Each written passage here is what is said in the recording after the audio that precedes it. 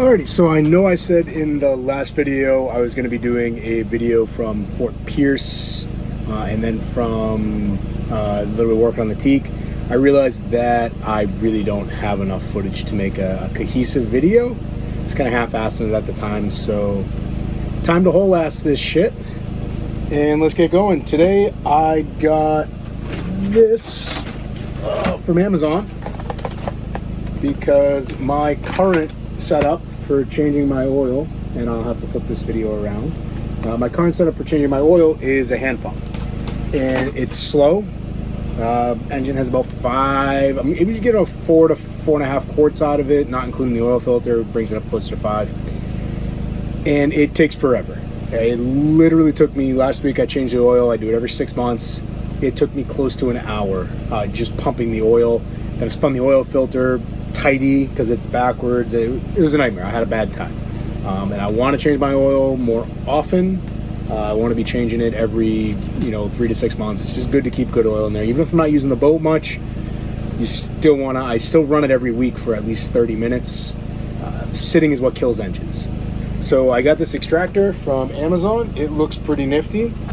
So we're gonna set this up and just do a quick test on it. Like I said, I think I might change the oil in my generator because it's running right now and I haven't done that in a while. And this should make that easy too, because it's a pain in the ass to change the oil. It's one of those Harbor Freight 3500s. Pain in the ass to change the oil on that too. So apparently this thing, you just hook it up to 12 volt, which I'll have to find a way to get 12 volt up on the bow where the generator is. I'll probably just borrow a jump battery off the workboat. And you stick this in the dip tube. You put this on here. Waste oil should come out this hole here, and this whole thing was like 20 bucks. A lot cheaper than a lot of the other systems. Doesn't let you permanently mount it, but I was looking at it and it doesn't look like it would be too hard to permanently mount. You could kind of just take this cover off, maybe drill some holes back here, put some screws in, then reassemble it. I might do that. I might mount it, right outside the engine compartment or somewhere in the engine compartment. But I think having it portable is going to be just fine. My boat doesn't really have much space left in the engine compartment. I put in a bigger water pump recently, and it wouldn't fit where the old one was. I had to reconfigure it. There's really no room left there. I also added in a sea strainer when I first bought the boat because it sketched me out that there was no kind of sea strainer. It was just the kind of strainer on the through hole grate. That didn't like that, so I added that. So there's really not much room in there to put this. So what I think I'm going to do is I'll just leave it like this, and I will maybe put in a little terminal lug and connect, like a little 2-terminal lug, and connect one to the positive, one to the negative ground on the engine. Or I could probably just, now I'm thinking about it, I could probably just jump it right off the starter lug or the starter solenoid lug. Wouldn't be too hard. All right, so yeah, let's cut to using this to change the oil in the generator. So this is my generator. It's my primary source of luxury power. The solar panel does a good job of keeping up with like the anchor lights, interior lights, the little DC fans I have, as well as the my fridge. Like, it does all that just fine. The only issue with it is, like, if I want to run my AC or I want to run a box fan, the solar panel just isn't big enough to pump the charge into the batteries. I still get about 2 days out of it, but after about 2 to 3 days of running a fan, a big box fan, it'll start kicking down. If I don't use that, which I probably won't in the winter, I think I'll be good. But for now, I have this to run the AC mostly. I've got just over 1,000 hours on this. It's time to do an oil change on it, and I just got this oil extractor. I was wondering how to get 12 volt up here, and I realized this thing has a battery on it. So the big thing with this, the only issue I've had is with this battery door closed, it would set off the CO2 alarm, and you wouldn't be able to use it. It would just shut down on you. You could wait like 5-10 minutes, restart it, and it would happen again. So I just removed that battery door. It's right over here. It's just one screw. It comes right off, and I just took it off and leave it off. I don't notice in the noise. They definitely need to do something about that. It's a really, really common issue that people have had with this thing. But all being said, like, all you do is just unscrew that, take it out, throw it away. To change the oil in it, it's kind of funky. You have to like lift it up and do that. And so I never used an oil extractor on it until the other day, and I tried it, and I really liked it because I could just pump this out. And I haven't been changing the oil as much as I should on this. I believe the manual says like every 50 hours. I'm using synthetic, so I could probably get away with every 100. But you just pull this dipstick out and you're good to go. I did make this little aluminum cover for it. It's like a $30 piece of aluminum sheet metal from Home Depot and some grommets. You just punch the holes for the grommets, tie a rope under it. The only time I had an issue with any water getting into it was when we got 16 inches of rain. And that's even an anomaly for Florida. But for our normal like rainstorms down here in the summer, it's always hitting it on the side. I left a little bit of overhang on the other side where it's all the electrical connections are. I kind of wish I slid over even a little bit more, because this side's just the exhaust. It can get wet, it's fine. But if it's really pouring out, I'll turn it a little bit. But it's been working great. Like I said, I wasn't expecting it to be completely problem-free. And today I've got to replace the spark plug too, because it was just dying on me the other day.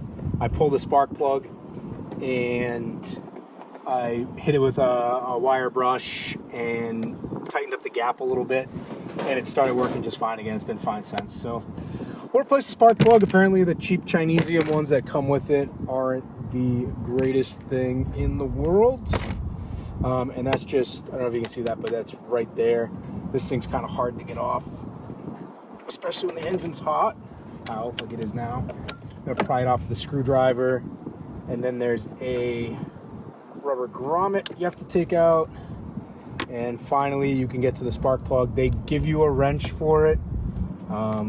This is a little bit of a snug fit, but I think this wrench works. 13/16 spark plug wrench works just fine.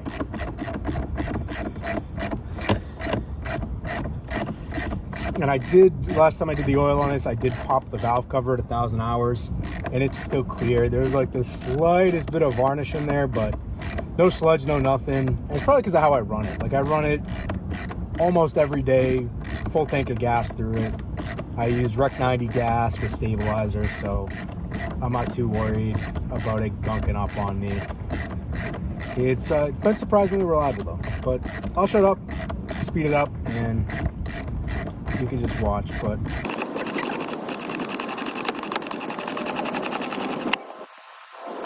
I forgot the spark plug inside. Spark plug. Here's the new spark plug. It is, it's hot. It's a little bit different than the one that came out of it. The one that's in it is a Torch F7 RTC, and this is a NGK BPR 70S. As you can see here, they are the same plug. They take the same socket, the same everything. The difference is the one that comes with it, made in China, and this is NGK, so it's going to be Denso Japanese, I think. But the gap on it looks like it's about the same as the gap I have on here now, maybe a little bit better, a little bit bigger. But we'll just pop this in. I like to hand thread spark plugs in. And if you're doing this on like a marine engine, like an outboard or something, you want to throw some anti-seize on the threads and a little bit of dielectric grease up here on the boot when you put it back on. But this thing has been working fine without any of that. It's not seized up, and it's been running great. Haven't any issues with it. So we'll just, if it ain't broke, don't fix it. But that's good practice. You can put like Lanacoat or something on there, just something to keep the moisture out of it. I get that tight enough that the threads are catching, and squeeze that back in there.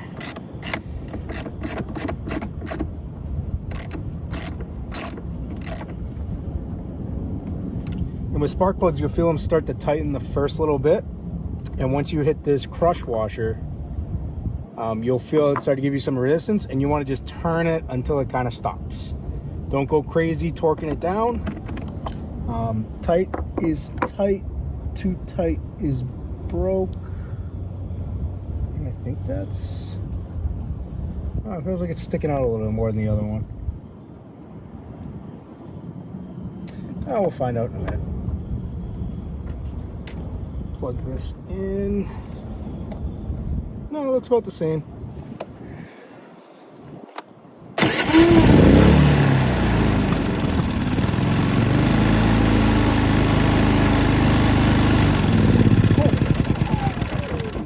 she's running good. That's good. On this side, there's a little compartment. I don't know if you can see that. There's a little compartment here where the battery is. And I figure since this thing only takes about 20 ounces, that I could probably get away.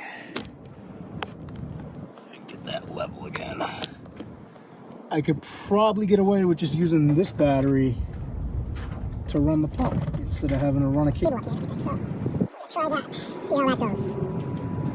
That tiny ass battery, but I want to say all the time it should be fully charged. Just be careful. It's paper towels.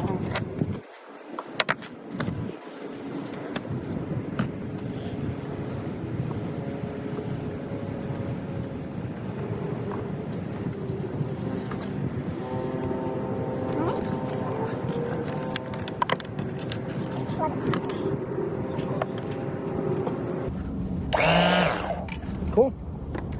Looks like it works. Take this, put it in our waste oil.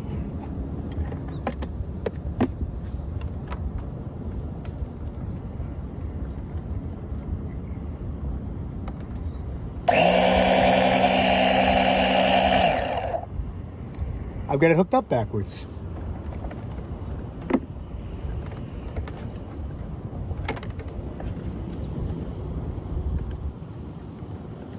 Yep, those little arrows, they tell you which direction it goes.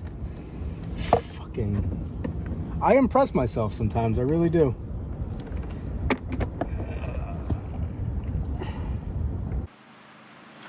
So, yeah, I screwed up, but luckily the paper towels were there. Basically what I'm doing here is I'm just like putting the pump on and jiggling the pickup tube back and forth and back and forth and back and forth. Just trying to get up the oil out of it. This is a pain in the ass with the hand pump because you couldn't pump it and jiggle it around at the same time, so you kind of had to hold it in one place. I highly recommend this system. I think it was only like $5 more than buying a new hand pump, and it is so much better. Even if it doesn't hold up, for 20 bucks, if I can get 4 or 5 oil changes out of it, which I most likely will, it pays for itself in the hour of me not having to sit there hand pumping. I haven't used it on the main engine yet, but I'm confident it'll work great for that. So I'm just going to clean up, and what I like to do when I clean up is just wipe everything clean, wipe the input tube clean, wipe the output tube clean, and just store it in a plastic bag. So that's what I'm doing here, and I'll be back with you in a second.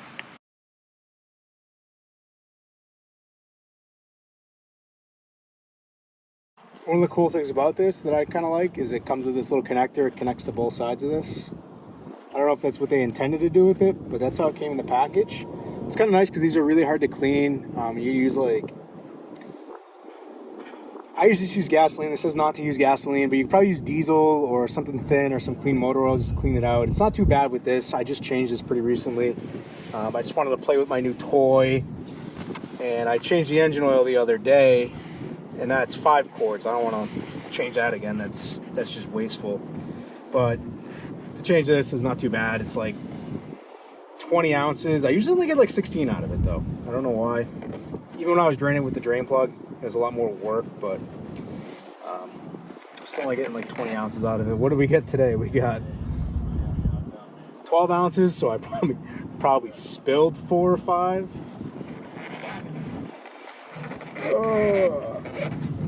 But yeah, it's a good thing we got this drip tray here. Didn't get any water. Get this all cleaned up. But yeah, that worked pretty good. I'm pretty happy with that. So yeah, I'm just gonna refill this and clean up my mess. But I can't recommend these generators highly enough. They're really, really good for the money. I think this was like $700 or $800. I got it on sale. And it's an absolute workhorse. I would never, 1,000 hours. That's more than most people are ever going to use it. The reason most people lose generators is they don't use them enough. Carb gets all gunked up. They get corroded on the inside. They don't change the oil, all that shit. I know a guy down here who runs a food boat. He had the 8,000 version of this. I think he got like 6,000 hours out of it, never changed the oil. And finally one day it blew a rod right through the bottom of the oil pan and started spitting oil all over the boat, but it was still running. You know, so they're good little engines. I say they're just as good as the Hondas, except for the couple of minor things, you know, like the oil fill door needs to be addressed. The spark plugs are kind of junk, but I got 1,000 hours out of spark plug. Everyone says they're junk. I feel like, you know, 1,000 hours out of a spark plug isn't, you know, much to shake a stick at. You know, that's not bad. If you do that, you know, a car averaging 30 miles, you know, that's 30,000 miles out of a set of spark plugs, and it's just a standard little copper top. That's pretty good. I'm no complaints. This thing, you know, even at this point, this thing doesn't owe me anything, because I was paying $1,500 a month for a slip. That's $800. You know, so I'm out here for 15 days, and that's already paid for itself. So more than happy with it. I'll show you the neighborhood here. Pretty nice. Got these little islands. Really enjoy it around here. It's nice and quiet. I used to be up there by that island where all those boats are. It's a little bit less well protected down here, but you're still inside the bay. It's not bad. But yeah, can't recommend this thing highly enough. I know I've said it like 4 times already, but good little generator. They work real good. I'm happy with most of the stuff I get from Harbor Freight. Some of it's absolute trash. Like tape measures and things like that are junk. That I would never buy saw blades or sandpaper. It's just not good quality. Yeah, that stuff I usually go with the name brands, 3M or Diablo for that kind of stuff. But for as far as these generators, these power tools go, they're essentially Honda clones, and they work damn great. So just for reference, this is the old pump I was using. The biggest problem with it is you had to get the oil hot enough that it would pump easy, but not so hot that you burned your hands trying to hold on to the pump while you were using it. So I'm going to toss this in the trash because I don't like it. Even when the water was nice and hot, or the oil was nice and hot, it still take 45 minutes to pump it. You're just sitting there pumping and pumping and pumping. And then when you get down to the last little bit, you get like 4 quarts out of there. It's hard to find the last little bit. With that thing, with this thing, I can just let it run and kind of, you saw me doing it on the generator, I can kind of like fiddle around with the pickup tube and get it to the exact right spot. That way you make sure you get all the oil out of it.